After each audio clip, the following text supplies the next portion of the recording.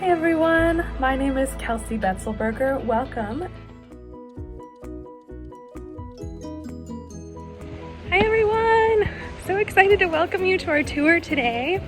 For those of you who don't know me very well, my name is Kelsey and I am originally from Chicago. And my husband and I moved to Valencia, Spain last February. We're loving it, it's beautiful. And I have been taking quite a few trips lately, so this is one of the beautiful places that I am so excited to bring you to. So let's go ahead and get started. Welcome to our tour on Llíria in Spain. This tour is titled A Tapestry of History, Culture, and Charm. I visited Llíria in May of 2023. I took the train from Valencia and it took about 55 minutes one way. Llíria is a picturesque town nestled in the heart of Spain's Valencia region. It is a hidden gem that tells the story of Spain's rich history, culture, and tradition.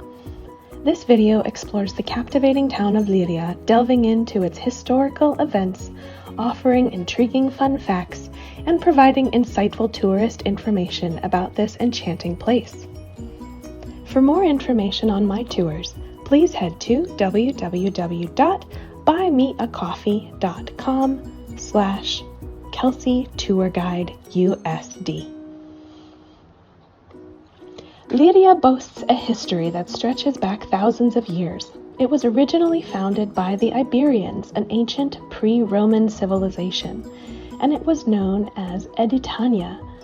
The Romans later conquered the region and it became a vital part of the Roman Empire.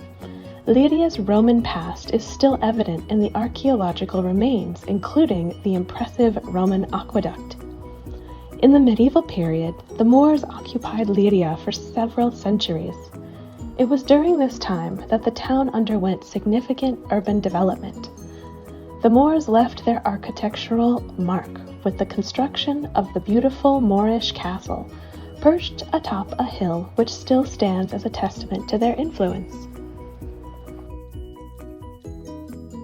Llíria played a role in the Reconquista, the Christian reconquest of the Iberian Peninsula.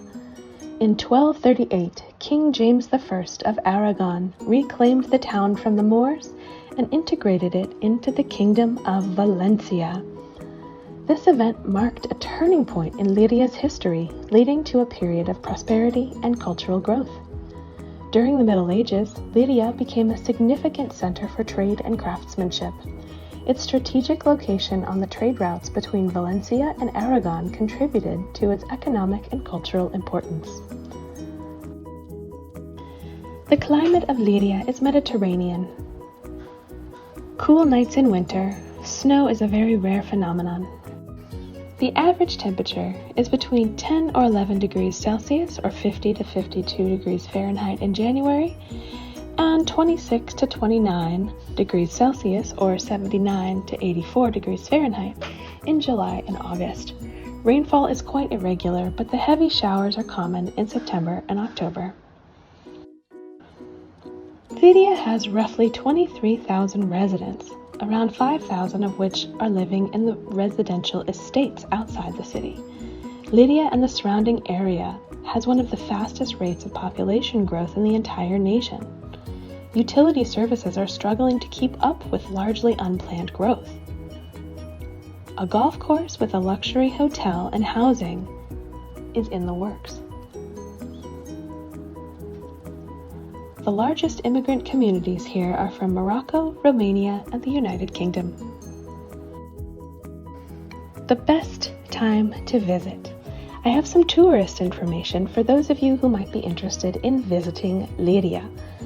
The best airport to arrive at would be Valencia's International Airport, which then you can go into the city of Valencia and take the public transportation out to Llíria's small town. Llíria is about 55 minutes from the city center of Valencia. Llíria is a medium-sized town just north of Valencia, and it is the musical capital of the region. In October of 2019, Llíria was declared a creative city in the category of music by the UNESCO World Heritage Site. Llíria has a population of nearly 23,000 people, and the Valencian language as well as Spanish are the two official languages.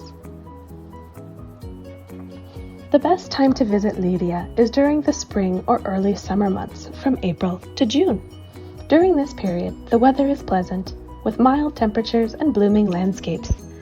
This season allows for comfortable exploration of the town's historic sites and outdoor activities. The average prices of hotels. Llíria offers a range of accommodation options to suit various budgets.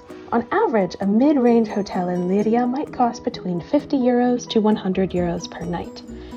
As of September 2023, that's around $55 or $110 per night.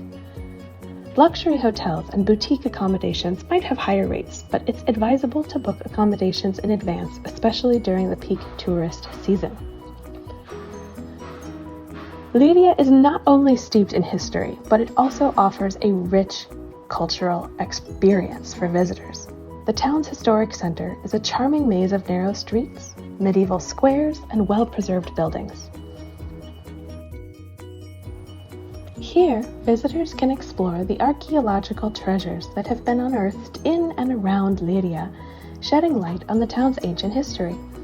The Moorish castle, with its stunning views of the surrounding countryside, invites exploration and reflection on Llíria's diverse heritage. Visitors can climb up to the top of the castle towers and take in a panoramic vista of the town and its picturesque surroundings.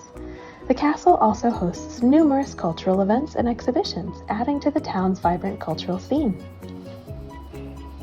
Llíria's gastronomy is a delightful fusion of traditional Valencian cuisines such as paella and tapas, and Moorish influences such as aromatic herbs, spices, and cooking methods that are still used today in Spain.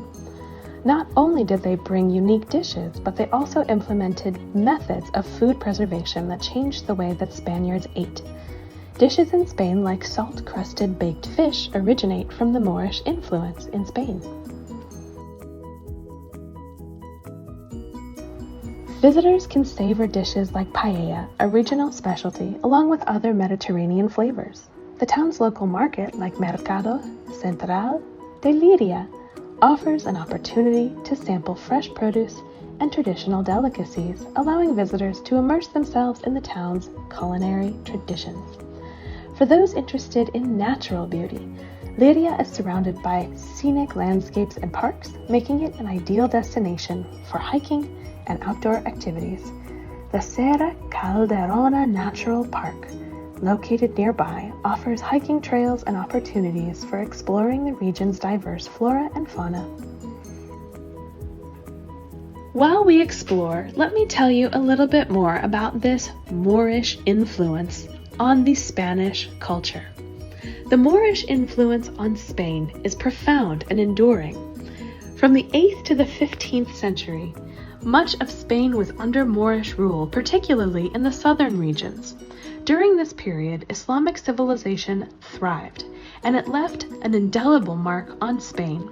Perhaps the most visible testament to this influence is in the architecture.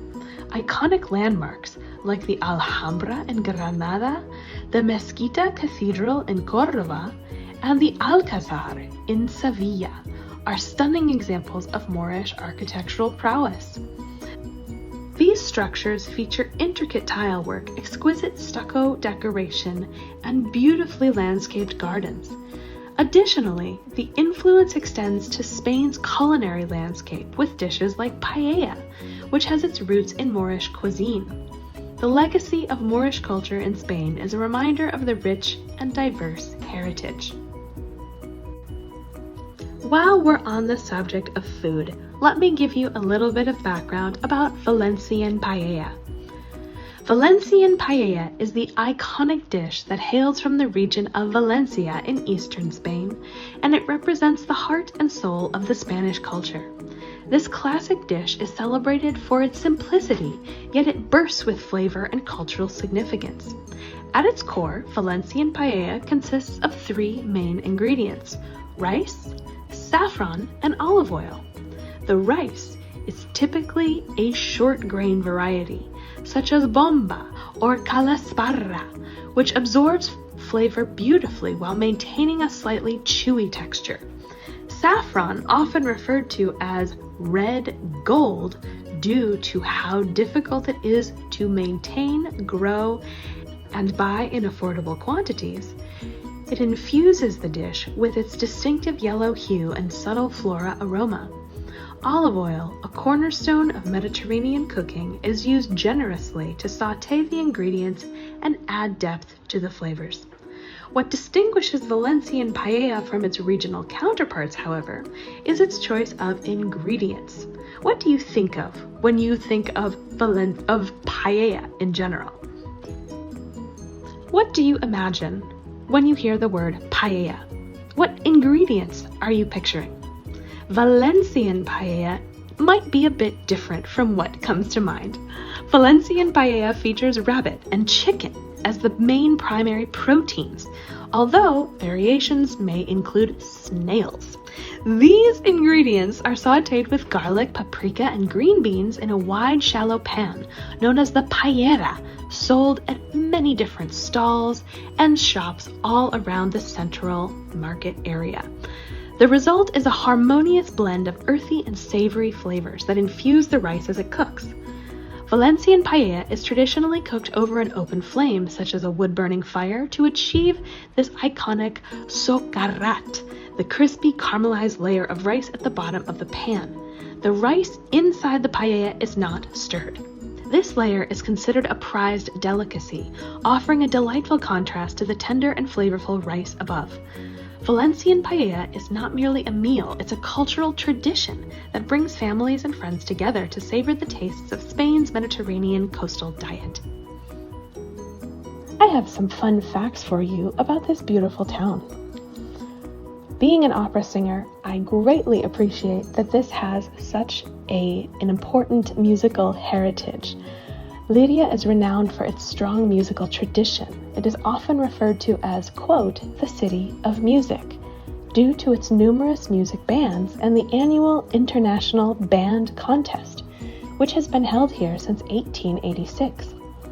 The musical heritage has made Llíria a hub for brass and wind instrument enthusiasts. A fun fact for all of you who know me quite well, I used to play trombone when I was in middle school. I played for 3 years and I was second chair.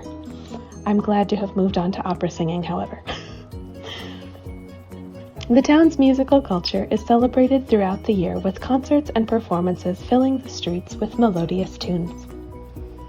We also have the Las Fallas connection. Although Valencia is famous for its Las Fallas festival, Llíria also celebrates this event with great fervor. The town's residents create their own intricate and colorful niños, the effigies burned during this festival in March, showcasing their artistic skills and creativity. This connection to Las Fallas adds a vibrant and festive atmosphere to Llíria's cultural calendar. The Roman Aqueduct. Llíria's Roman aqueduct is known as Pont del Moro, and it is a remarkable architectural relic that dates back to the 1st century. This 2,000-year-old aqueduct once supplied water to the Roman town, and it is a testament to the advanced engineering of its time. Visitors can marvel at the intricate arches and stonework that has endured for centuries. Famous residents in Llíria lead us back to several renowned individuals, including the composer Andrés Valero Castells, whose compositions continue to be celebrated in the town's music culture. This musical legacy is a source of pride for the town and is reflected in its strong musical traditions. Ca la Vila is situated in the Plaza Mayor. It is a Renaissance palace which housed the municipal institutions during the, quote, foral era, such as the Alumidin, the council chamber, the jury chamber, and the court of justice and the prison. The building, completely refurbished now, currently houses the town hall of Llíria. Because we're in Spain, let me give you a little bit of info on siesta. What do you think of when you hear the word siesta? A power nap? A slight lay down? An all-day affair? In Spain, it can be all of those and so much more. The siesta is a beloved Spanish tradition. It embodies the nation's approach to work-life balance and its response to the country's climate. Very, very hot in the afternoons. Traditionally, the siesta allowed people to escape the intense midday heat and take a brief nap before returning to work. While modern lifestyles have led to changes in working hours, the siesta remains an integral part of Spain's culture, especially in smaller towns and rural areas like we're exploring today.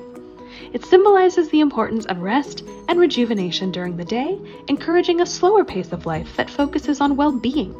The siesta also fosters a sense of community, with many shops and businesses closing for a few hours, including pharmacies and doctors' offices and any public buildings, allowing families to enjoy lunch together and savor the simple pleasures of life. I do have some fun facts for us about the siesta. So, it does have deep historical roots in Spain, as well as many other Mediterranean countries. Its origins can be traced back to the agricultural practices of the early civilizations in this area. During the scorching midday heat, workers would take a break from the fields to rest and avoid sunstroke, resuming their labor in the cooler, late afternoon. From my experience, this is still a common practice.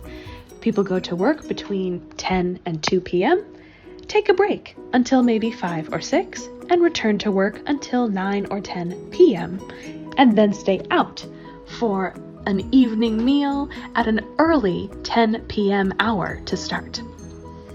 There are regional varieties with the siesta, however. While it is often associated with Spain, its practice varies across regions and cultures. In some Latin American countries, for example, such as Mexico and Colombia, the siesta remains a common tradition. However, in many urban areas and Western countries, the tradition has waned due to changing work schedules and lifestyles. Power naps. The siesta doesn't necessarily involve hours of sleep. In fact, it's often a short power nap that can last for maybe 15 minutes to an hour. This brief period of rest is believed to boost energy levels and improve alertness for the remainder of the day. This time also allows you to bond with your family and contributes to the work-life balance that Spain is so famous for. Its cultural significance is also something that should be noted. The siesta is more than just a nap. It is a cultural practice that emphasizes the importance of relaxation and family time. In many Spanish towns and villages, like what we are exploring today, businesses and shops still close for a few hours during the late afternoon to allow people to go home and enjoy lunch with their families. It also has some significant health benefits. Research has suggested that short naps, like those taken during the siesta in the afternoon, can have health benefits. They may help reduce stress, improve cognitive function, and enhance overall well-being. This aligns with Spain's emphasis on a balanced lifestyle. Some modern adaptations are things that should be noted, however. In contemporary Spain, the siesta has evolved to accommodate changing work schedules. Many urban areas have shorter lunch breaks and people may use the time for a quick nap or simply to relax. However, in smaller towns and rural areas, the traditional siesta culture remains more than intact. A bit more about this cultural symbol of Spain. The siesta is a symbol of Spain's relaxed lifestyle and its ability to balance work with leisure. This is one of the most important aspects about visiting, living in, or touring Spain. It represents a commitment to well-being and the recognition that taking a break during the day can lead to increased productivity and overall happiness throughout your life. People in Spain do not live to work. They work to live. Speaking of a good quality of life, let's not forget about people who retire in Spain. Perhaps this is your dream as well. Retiring in Spain is a goal for many people, and it's easy to see why. Some of the interesting bits about retiring in Spain: we have a very sunny climate. It is known for its incredibly sunny and hot weather. Especially along the Mediterranean coast, you can enjoy more than 300 days of sunshine per year, making it an ideal place for retirees seeking a warm and pleasant climate. Spain offers diverse landscapes as well, however. Retirees can choose between beautiful beaches of the coast or the tranquility of the picturesque Spanish countryside in regions like Andalusia or the Pyrenees Mountains. There is also an incredibly healthy lifestyle here. The Mediterranean diet is renowned for its health benefits, with an abundance of fresh fruit, vegetables, olive oil, known as liquid gold here, and seafood. Retirees in Spain can enjoy a diet associated with longevity and well-being. People here are also quite active. Spanish culture promotes an active lifestyle. Cities and towns are often designed for walking and biking, and outdoor activities such as hiking and golf are popular among retirees and locals.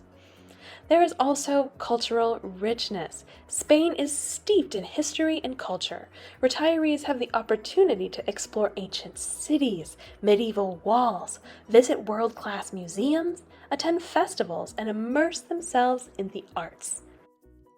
You will also have the opportunity to explore various religious and cultural locations. This one, for example. The parish church of the Assumption, with its impressive Baroque facade, is a must-see for architecture enthusiasts. The parish community of the Assumption of Our Lady of Llíria is the oldest in the city, with more than 8 centuries behind it. It was established around the 13th century in the primitive church of Santa Maria, better known as the Church of the Blood, in the epicenter of the medieval Vida. Around the 12th century, the population had grown so much that the parish had become too small, and it decided to build a temple in the flattest area of the city. It excavated part of the adjoining mountain. The current temple was built between 1627 and 1676. Although its facades with sculptures were not finished until 1700, this Baroque temple follows the spirit of the Counter-Reformation. With regard to the parish community, it is much older, since it was formed in the 13th century in the Church of Santa Maria. Its construction follows the architectural precepts of San Carlos Borromeo, adapted in Valencia by Archbishop Isidoro Aliaga. According to them, the church should be majestic in order to impress the faithful community. The master builders were Martín de Orinda and Tomás Leonard Esteve. Later, Pedro de Ambuesa joined, and he was the one who probably executed the facade, although we don't know for sure. The images are the work of sculptor Raimundo Capuz, made between 700 and 704. The interior consists of 3 naves with a semicircular arch connected by arches of the same style. There is a mausoleum of the Dukes of Llíria and Alba, built in Rome by the sculptor José Alvarez. Being a somewhat religious town, there are many religious festivals held in Llíria. The Holy Week in Llíria is one of the most important traditional events in the city, and also one of the most ancient traditional Holy Week celebrations in the region of Valencia. It is celebrated between Friday of Sorrows and Resurrection Sunday, including also Palm Sunday, Maundy Thursday, Good Friday, and Holy Saturday. Llíria has elaborate processions during Holy Week, a tradition that dates back from medieval times. Like in other regions of Spain, its Holy Week is notable for featuring the procession of images, lifelike wood or plaster sculptures of individual scenes of the events that happened between Jesus' arrest and his burial, or images of the Virgin Mary showing grief for the torture and killing of her son. St. Michael's Festival, or Feast Day, is on September 29th. St. Vincent's Festival, or Feast Day, is the next Monday after Easter. The Festival of the Immaculate Conception is in the end of August. The Festival of Our Lady of the Remedy is in mid-September, and Taurine Week is the first week of October. Because we are exploring this beautiful city, let me give you a bit better of an idea as to where we are today.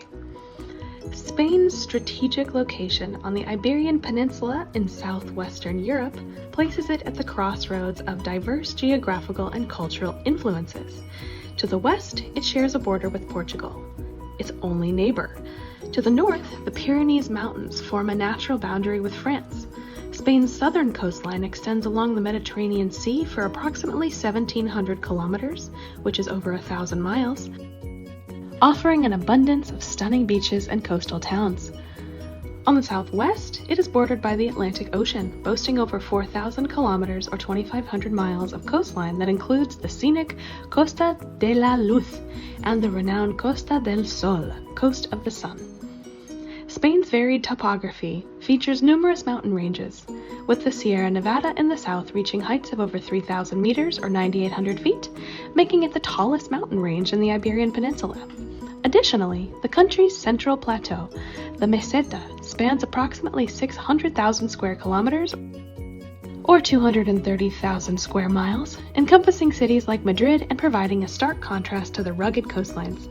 Spain's geographical diversity is further accentuated by its islands, including the Balearic Islands in the Mediterranean, the Canary Islands off the northwest coast of Africa, and the Spanish exclaves of Ceuta and Melilla on the northern coast of Morocco.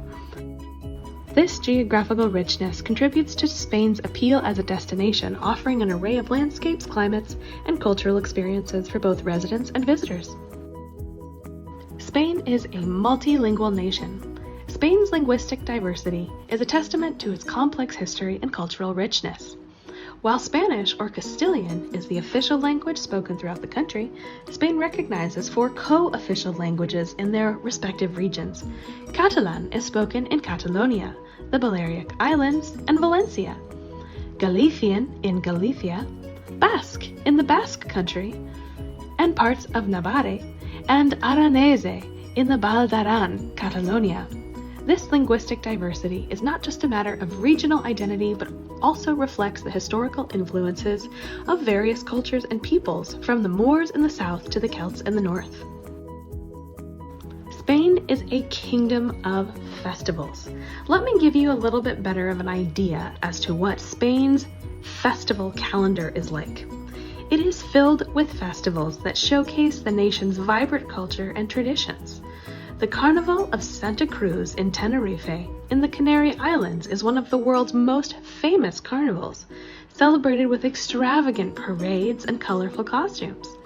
In Valencia, or Valencia as they say it there, Las Fallas is a fiery spectacle featuring massive sculptures made of wood and paper mache, which are set ablaze in a blaze of glory called La Crema after a 3-week celebration of fireworks and excitement. Semana Santa, or Holy Week, is observed with solemn processions in cities like Sevilla or Seville, blending religious devotion with intricate artistry. Whether it's the La Tomatilla festival or the Running of the Bulls in Pamplona, these festivals provide a glimpse into Spain's spirited celebration of life and culture. While we are on the topic, let's talk a little bit about bullfighting in Spain. Although we might not see one in this specific town, let me give you a bit of info on the bullfighting controversy that is very common here in Spain in the modern day era. So bullfighting is known as corrida de toros in Spanish, and has been a contentious cultural practice in Spain for centuries. It involves a matador, armed with a cape and a sword, facing off against a bull in a traditional arena. This event is marked by ritualistic elements and a dramatic display of courage and artistry. While bullfighting has been celebrated as an art form, it has also sparked significant controversy, both within Spain and globally, especially amongst the younger population. Animal rights activists condemn it for its perceived cruelty toward the bulls, which often end in their death. In response to these concerns, some regions in Spain have banned or limited bullfighting. However, the practice still holds a place in Spanish culture, with passionate supporters defending it as a traditional and artistic spectacle. The debate surrounding bullfighting reflects the complex intersection of tradition, culture, and ethics in modern Spain. I am very much an animal rights supporter. This being said, let me give you a little bit more information and facts about the current situation of bullfighting, as well as what the modern young people are doing to maybe transition bullfighting into something with less animal cruelty. In terms of some background information, there are some colorful costumes that are very attractive to people about bullfighting. So bullfighters or matadors wear elaborate and colorful costumes. They're known as trajes de luces, or suits of lights. These outfits are adorned with sequins and metallic threads that shimmer in the arena's sunlight, adding to the spectacle. There is artistic expression in it, so bullfighting is often regarded as an art form, with the matadors demonstrating their courage, their grace, and their skill in the ring. What is something that is not often talked about is that the animals are often drugged and perhaps already on the way out, shall we say. Their movements are carefully choreographed, however, and their interaction with the bull is more for a dramatic and symbolic flair.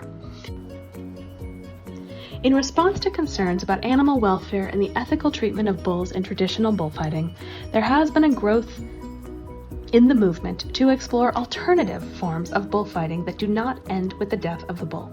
These alternatives aim to preserve the cultural aspects and traditions of bullfighting while eliminating the harm to the animals.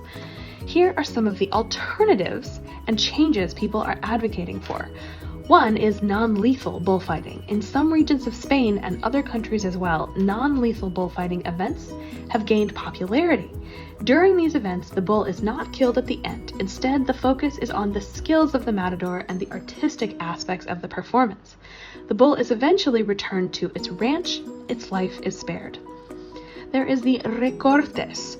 This is a form of bullfighting that emphasizes the athleticism and agility of the human participants rather than harming the bull. Participants, known as recortadores, perform daring maneuvers to evade the bull's charges, using their acrobatic skills to come close to the bull without causing injury. Bloodless bullfighting. This is called corrida de toros sin muerte, and it is a variation where the bull is not killed at the end of the fight. Instead, the event focuses on the matador's skills in controlling and guiding the bull without causing any harm.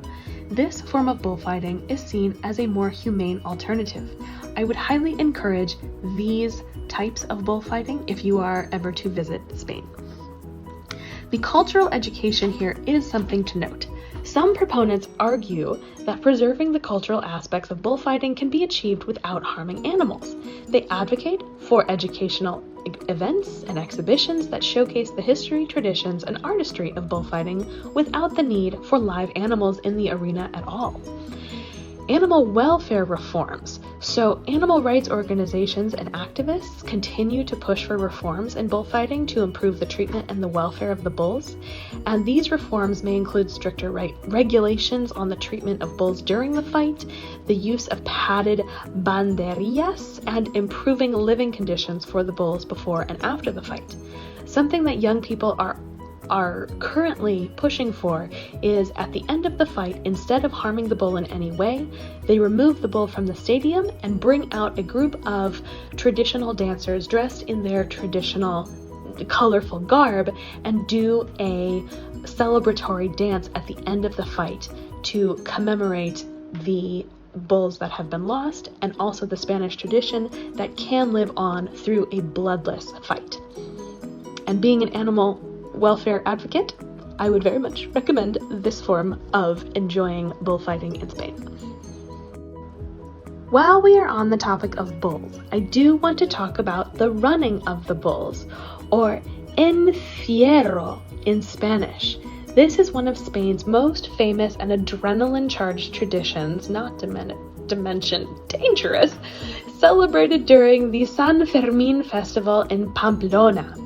It dates back to the 16th century, and this event involves brave participants running alongside 6 massive bulls through the narrow streets of Pamplona. The tradition is deeply rooted in Spain's agricultural history, where bulls were transported from their corrals to the bull ring. Today, it it has evolved into a global spectacle that draws both participants and spectators from around the world. The run itself is a thrilling, heart-pounding, very dangerous experience where participants need agility, bravery, and a good sense of timing to navigate the route safely. While the running of the bulls is a symbol of cultural pride for some, it has also faced criticism due to concerns about animal welfare, not to mention human safety. While we explore, let me tell you a little bit more about the Spanish cuisine you can find in these areas. Spanish cuisine is a delightful and diverse reflection of the country's regions and history.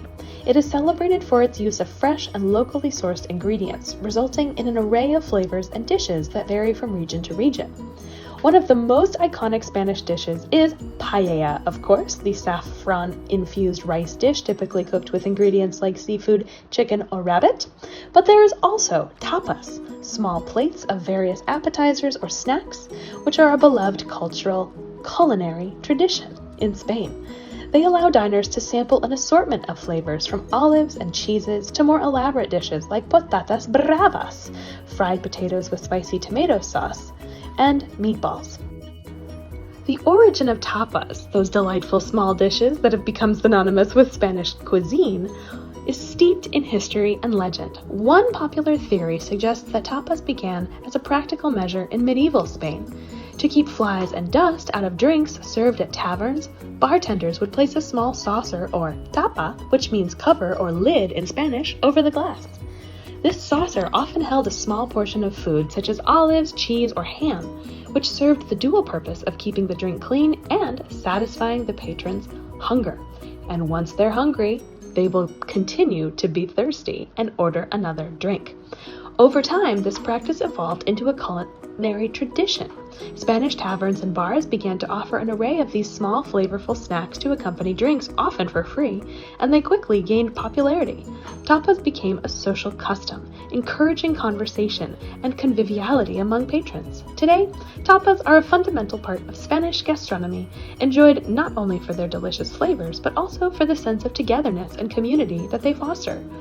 The variety of tapas is staggering, ranging from simple bowls of almonds to elaborate dishes like patatas bravas and gambas al ajillo, making them an integral and beloved aspect of Spain's culinary heritage. Churches.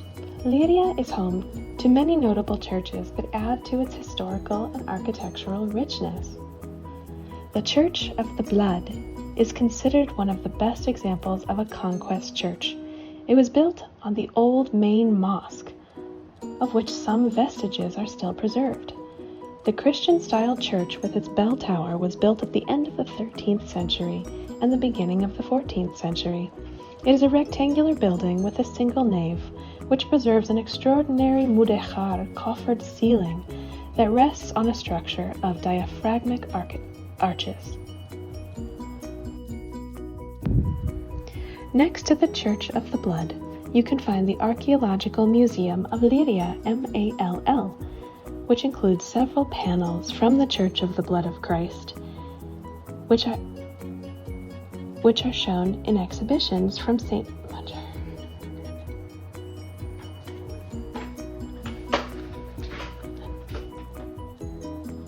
which are presented in exhibitions in which St. Peter the Apostle and St. Peter of Verona are represented, along with a medieval chalice for the celebration of the Eucharist.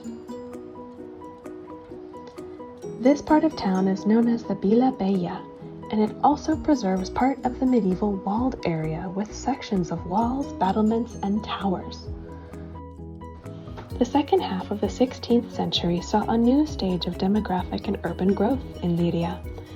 The town moved its center to the Plaza Mayor, which it occupies currently. Let me give you a little bit of information on the long and complex history of religion in Spain. It has played a significant role in shaping the country's culture, traditions, and society. Catholicism. Historically, Spain has been a predominantly Catholic country, and Catholicism has been deeply intertwined with Spanish identity. The majority of Spaniards identify as Catholic, and the country is known for its rich traditions and festivals. Speaking of festivals, Spain is very famous for its religious festivals, especially Semana Santa, Holy Week. During this week leading up to Easter, cities and towns across Spain host processions, reenactments, and religious ceremonies. While Catholicism is the predominant religion in Spain, the country is also home to a diverse religious landscape. There are small communities of Muslims, Jewish folks, and followers of other faiths. Spain's history includes periods of coexistence as well as conflict amongst religious groups, such as the Jewish population, Muslims, and Christians during the Middle Ages. Spain's constitution guarantees freedom of religion, and people are free to practice any religion or belief system that they choose. This has led to the presence of various religious communities, including Protestant, Hindu, Buddhist, and Sikh groups. Religious symbols, particularly those associated with Catholicism, are still prominent in Spanish society, however. You will find crucifixes displayed in homes, sometimes schools, and even public buildings. Religion and politics has historically played a role in Spanish society, with Catholicism influencing public policies and social attitudes. However, contemporary Spain has become increasingly secular in its approach to governance. While we explore, let me give you some info on one of my favorite sites in Spain. One of the most famous things to see in Spain is Alhambra. The Alhambra, a magnificent palace and fortress complex in Granada, stands as an enduring symbol of Spain's complex history. Let me give you a little bit better of an idea as to what this beautiful place is like while we see some of the beautiful streets.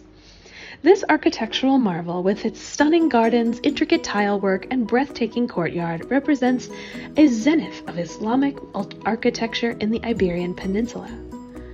It was built during the Nasrid dynasty in the 13th century, and the name the Red One is derived from the reddish hue of its walls. The Alhambra's architectural splendor, blending Islamic and Spanish Renaissance styles, reflects Spain's Moorish heritage and the rich cultural interchange that occurred during its history. Visitors can explore its intricate Nasrid palaces, general life gardens, and the Alcazaba fortress while experiencing the mystical allure of this UNESCO World Heritage Site. The Alhambra serves as a living testament to Spain's diverse cultural legacy, where the echoes of the past resonate through its halls and gardens. The Alhambra is in the south of Spain, which is known as Andalusia. It is a region known for its rich cultural heritage, stunning landscapes, and vibrant traditions. Some of the things that Andalusia is known for is its historic cities. Some of Spain's most historic and picturesque cities, including Seville, Granada, Córdoba, and Málaga, are located in Andalusia. They are known for their stunning architecture, centuries-old neighborhoods, and cultural landmarks. Andalusia was once under Moorish rule. As we discussed, this heritage is still evident in its architecture, cuisine, and culture. The Mezquita Cathedral in Córdoba and the Alcazar of Sevilla are primary examples of Moorish influence. The beaches. Andalusia boasts a beautiful coastline along the Mediterranean Sea with popular beaches like Marbella, Malaga, and Cadiz. The region's warm climate makes it a popular spot for sunbathing and water sports. The white villages are also very popular. Andalusia is dotted with charming white villages characterized by their whitewashed buildings and narrow, winding streets. Ronda, Mijas, and Granzalema are some notable examples, but there are so many to pick from. Festivals also. Andalusia hosts numerous festivals throughout the year, including the Carnival of Cadiz and the Feria de Agosto in Malaga. These celebrations are marked by music, dance, colorful parades, a lot of fun activities. Andalusia's unique blend of history, culture, and natural beauty makes it a captivating destination that draws travelers from around the world. Its warm hospitality, passionate traditions, and stunning landmarks ensure that visitors have a memorable experience in this vibrant region of Spain. One of the most important parts about Andalusia, though, is flamenco, the passionate form of dance, music, and art. Spain's flamenco connection is one for the ages. Flamenco, often referred to as Spain's soulful and passionate dance form, is a captivating fusion of music, song, and dance. It has deep historical roots, with influences from diverse cultures including the Romani, Jewish, Moorish, and Andalusian. The dance itself is a powerful form of storytelling with intricate footwork and expressive hand and body movements, conveying emotions ranging from joy to love to sorrow and pain. Accompanied by the haunting strains of the Spanish guitar and the soul-stirring cante or song, flamenco embodies the essence of Spain's rich cultural and emotional tapestry. It's not just a performance, but an authentic glimpse into the heart of Spanish culture, where every step and note carries the weight of centuries of tradition and passion. Flamenco's significance extends beyond its artistic and cultural value. It has also played a role in breaking societal norms and challenging conventions. Historically, this expressive art form allowed marginalized groups, including the Romani people, to find a voice and express their emotions and experiences in a society that often marginalized them. Through flamenco, they could articulate their joys, sorrows, and struggles, transcending societal barriers and fostering a sense of unity and empowerment. This rebellious spirit of flamenco persisted during the Spanish Civil War and Franco's regime, when it was often suppressed for its perceived subversive nature. Yet it endured as a symbol of resistance secretly practiced in clandestine gatherings. In contemporary times, flamenco has evolved, adapting to modern influences while preserving its traditional essence. It's not confined to Spain, but has become a global phenomenon, with artists and enthusiasts worldwide. Its importance transcends cultural boundaries, serving as a bridge between societal norms and a means of cultural exchange. Through its passionate rhythms and emotional storytelling, flamenco continues to capture the hearts of those who experience it, reaffirming its position as a raw artistic form that celebrates the universal language of human emotions and the enduring power of culture to connect people across the globe.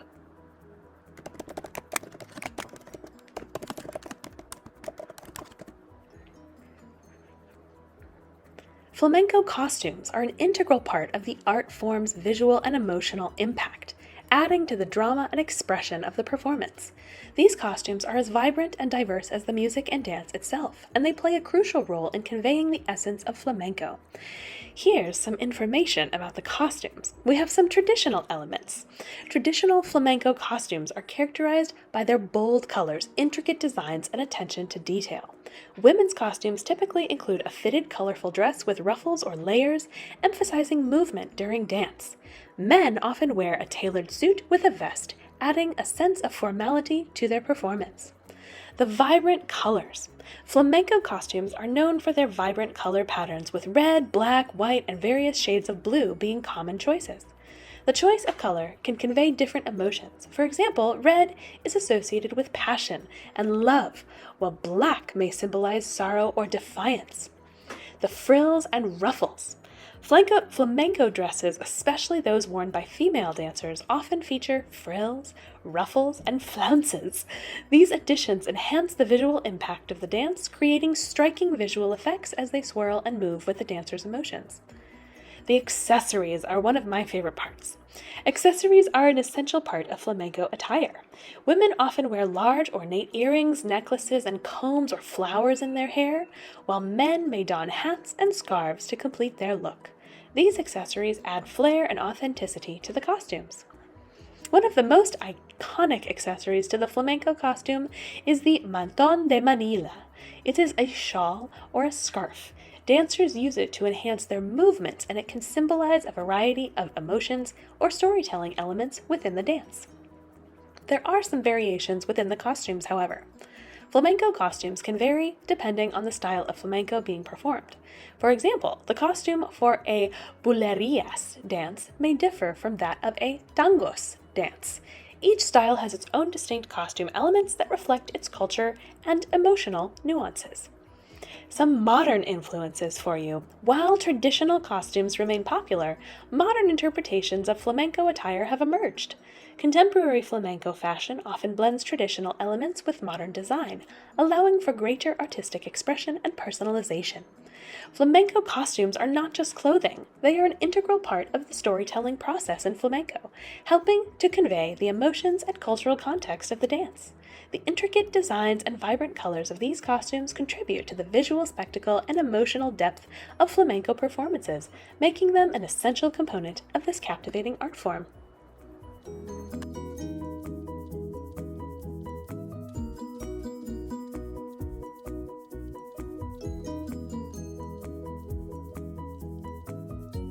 While we look around, let me give you a bit of an idea as to why people often choose to move to Spain if they are not already from this beautiful country. The quality of life here is something to be admired and strived for. Spain's consistently ranked as one of the countries offering a high quality of life. Its Mediterranean climate, stunning landscapes, and vibrant culture contribute to its appeal. One of the key factors contributing to the quality of life in Spain is its strong sense of community. Spaniards value social connections and family, and these tight-knit relationships provide a strong support system.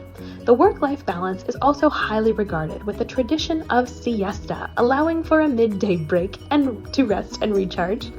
Spain's healthcare system is known for its quality and accessibility, providing universal coverage to its citizens and residents, including expats.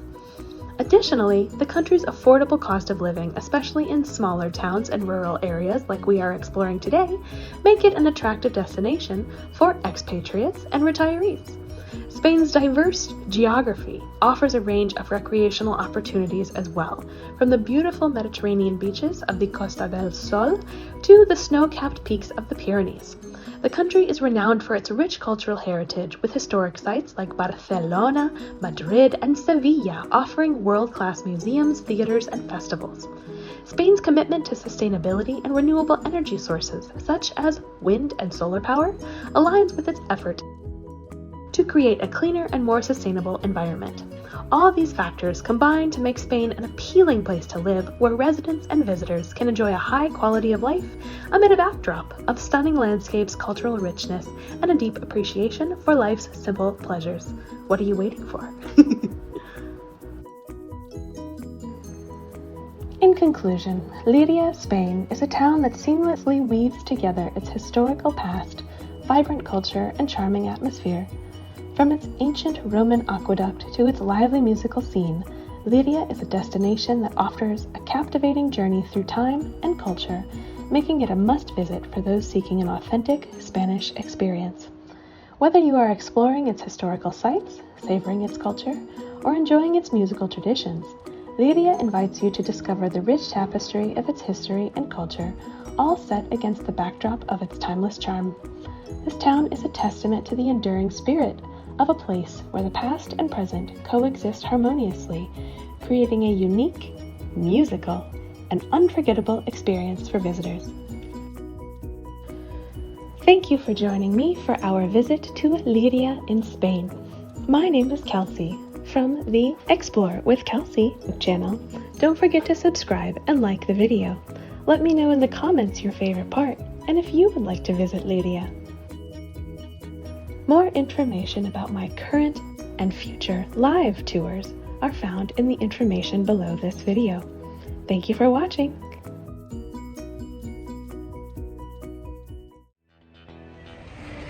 Thank you all so much for coming. Thank you for your donations, for your tips, for your PayPals, and as always, thank you for being a part of my traveling family. I look forward to seeing you soon. Bye everyone. Don't forget to follow and like this video for more with me, Explore with Kelsey.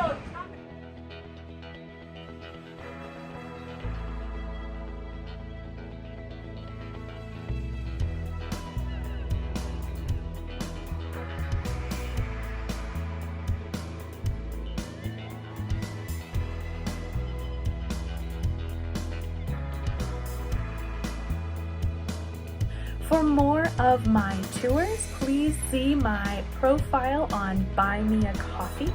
And under the shop, you will see all of my future live tours, recaps, live concerts, and recorded versions of all past events as well available for purchase. Please subscribe to my YouTube channel, which is Explore with Kelsey. Thank you all for joining me. See you soon.